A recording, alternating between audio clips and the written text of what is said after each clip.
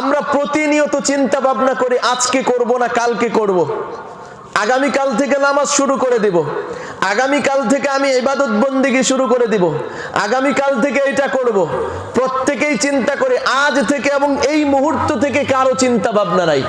কথা বাস্তব না অবাস্তব? প্রত্যেকেরই চিন্তা হলো আমি পরে করব পরে করব।